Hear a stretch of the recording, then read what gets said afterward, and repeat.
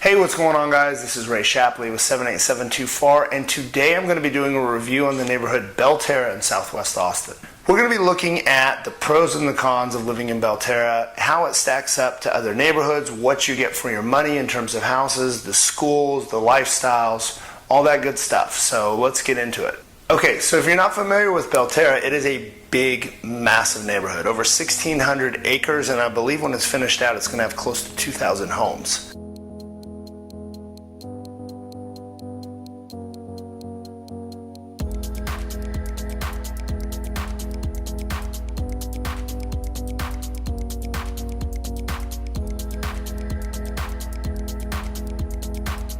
Now, they started building Belterra back in 2003, and the neighborhood should be fully completed in probably the next 3 to 4 years. I think they have another 200 or so home sites left to go.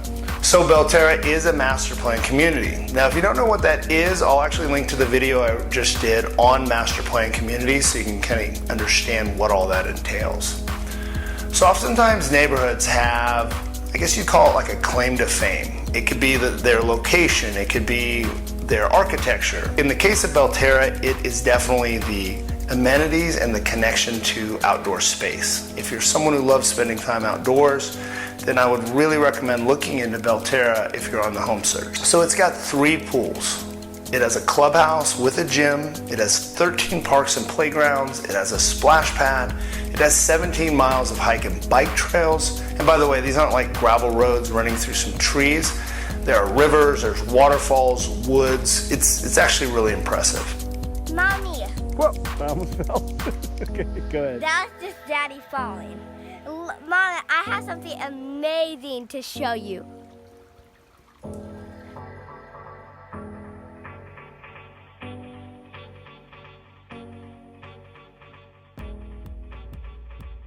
Hold on, wait.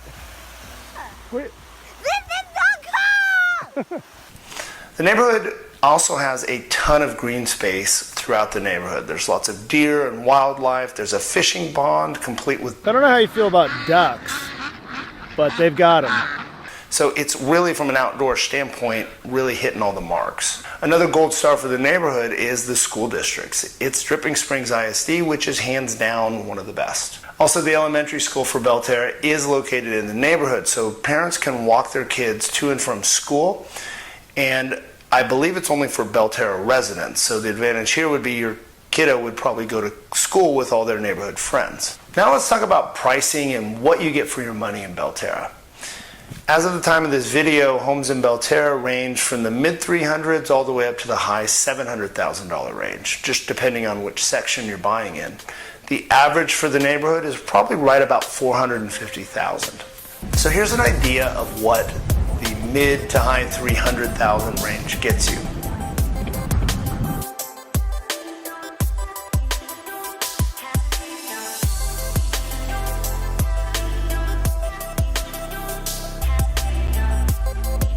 And here's what you might get in the 500s.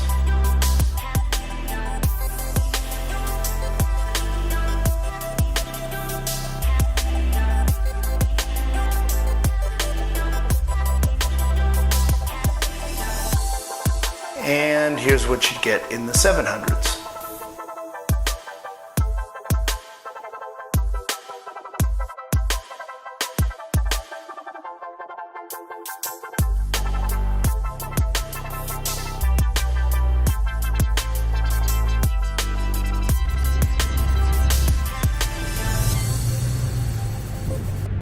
Now let's look at the neighborhood stats for Belterra.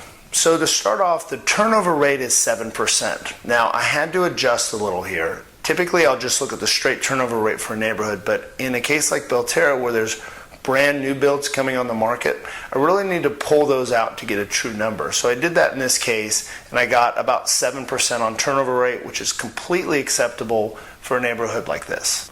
Now, if you want to know more about turnover rates, I actually did a video on that not too long ago, and I'll link to that below in the description. Now, I kind of explain how I arrive at that number and why I think it's so important. Okay, so appreciation. While it's done well over the past 5 years, the appreciation rate on Belterra has been actually pretty flat this last year. But I don't think that necessarily means anything negative.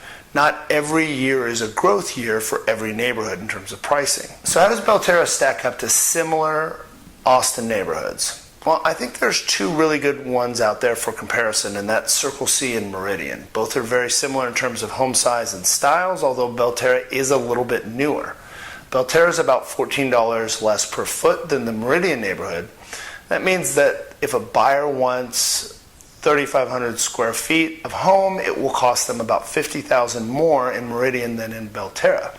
Compared to Circle C, it's $26 a foot less. So if you're buying a 3,500 square foot home, the price difference would be about $91,000. Circle C buyers are actually moving to Belterra right now, and it's actually one of the larger demographics of buyers for Belterra that we're seeing. With that being said, Meridian and Circle C have better tax rates, and this is important. Meridian and Circle C run about a 2.2 tax rate, where Belterra runs 2.96. So for a $450,000 home, that's $3,000 in taxes tacked on for living in Belterra.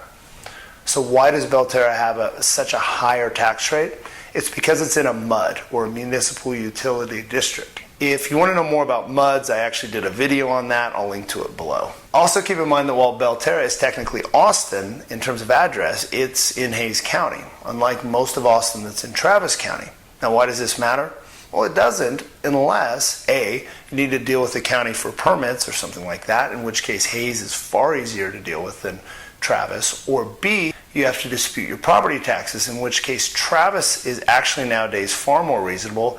Hays County is anything but reasonable when it comes to a property tax dispute. Another thing to be aware of in Belterra is the fact that the only gas in the neighborhood is propane. Now, you don't have these big propane tanks sitting outside. It's all underground through a system. But most Austin residents are used to natural gas. Propane will behave the same, but when it comes to billing, that's when you're going to see the difference. In the past years, you've had major issues with the private propane company that provides gas for Belterra. They were, just from what I understand, really overcharging customers. That's supposedly been more or less corrected, and nowadays it's running smoothly, but at the end of the day, just know this, you're probably going to pay an extra $50 to $150 more in the winter months for your gas living in Belterra. Now let's talk about its location. So if you commute to South Austin, you'll have about a 20 to 25 minute drive during rush hour. To downtown, it's going to be closer to 35 to 40 minutes during rush hour. And if you commute up north to, say, the Arboretum, it's going to be about an hour.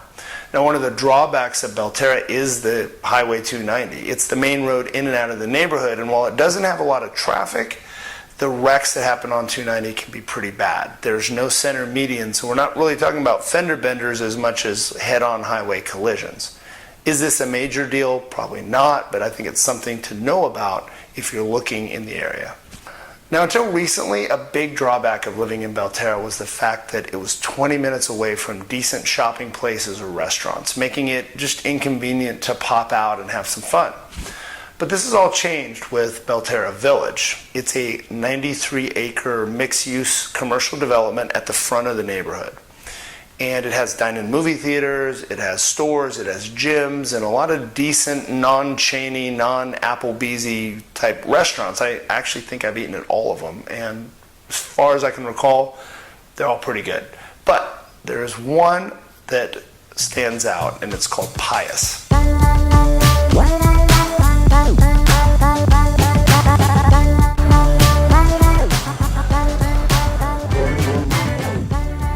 Pius is seriously some of the best pizza in Austin, period, if you ask me. And the pastrami that they make in-house could potentially change your life. I'm just going to throw that out there. Now, there's still one shopping drawback to living in Belterra, and that's the proximity to grocery stores. The two choices right now are drive 10 miles to the Circle C H-E-B, which is one of the better H-E-Bs around Austin, or drive 7.5 miles into Dripping for the Dripping Springs H-E-B, which is surprisingly a decent H-E-B as grocery stores go. Not quite as good as the Circle C, but better than a lot of H-E-Bs I've been to. Now, with that being said, H-E-B has purchased the land that Nutty Brown Cafe sits on currently, which is right at the front of Belterra. So eventually, theoretically, H-E-B is going to put a grocery store there, but no one knows exactly when that'll happen. So overall, I think Belterra makes a lot of sense for people who want to live outside of the hustle and bustle of Austin, but still be reasonably close to South and Central Austin without the traffic and congestion. The fact that you can still build new in Belterra is a big deal to me, and here's why. So smaller neighborhoods get built out. The builder leaves as fast as they can, and you don't know which direction that neighborhood's going to go. Down the road, it could stay looking good, it could get even better, or it could go into decline, and it's really hard to know that from the get-go. With Belterra, they've been building since 2003. So you know exactly what direction the neighborhood's going. There's no question. It's developed. It stood the test of time, and it's truly a beautiful neighborhood today. Probably a lot better than when it started. So I like that. And here's the other thing I really like. You can build new in Belterra starting somewhere in the $400,000 range. I think that's a good price for new construction in a very established neighborhood. If you don't mind the extra 15 to 20 minute drive, you can build new in Belterra for the same price it would cost you to get a home that needs remodeling in Circle C, and at the end of the day, the Belterra home might even be bigger. Granted, you do have to pay more in taxes and gas bills, but even with that included, the better buy from just a bang for the buck standpoint is Belterra. And with the addition of the development and shopping coming around Belterra, I do see this as a solid investment, particularly in the next few years when the builders are out of there. That's when prices are kind of free to rise in a neighborhood, and you can see some pretty good appreciation rates. So that about does it for Belterra, guys. I really hope this helped. Thank you so much for watching this video. If you have comments, leave them below. If this video was helpful, like and subscribe, and I will see you on the next one.